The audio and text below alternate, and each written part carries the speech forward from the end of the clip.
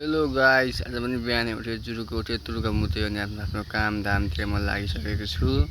मेरो पानी चना अनि मेरो डम्बल अब म चाहिँ पुरा हान्नु पर्ने हुन्छ। चेस्टको हान्छु मैले आज टक्क लाएर हेर्नु होला।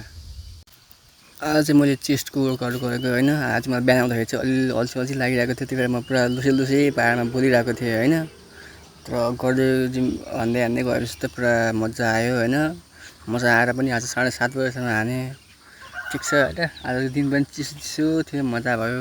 चेस्टको वर्कआउट गरेँ र म चाहिँ ठ्याक्क 30 दिन भएपछि मेरो बडी कतिको चेन्ज भएको छ भनेर तपाईँहरूलाई देखाउँछु है त।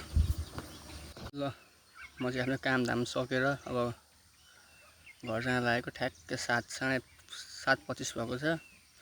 आजकल चाहिँ म 7 होइन 7:30सम्म हान्न थालिसकेको छु होइन। गर्दै गएँ, मजा आउँदै जान्छ, छोड्नै मन लाग्दैन होइन। आज अलिक घाम पनि लागेको छैन होइन। ल ठिक छ, बाई बाई। मनपरेमा लाइक कमेन्ट सेयर गर्नु होला कृपया। कति भन्नु भन्दा पनि लाज लागिसक्यो अब त है त। ल।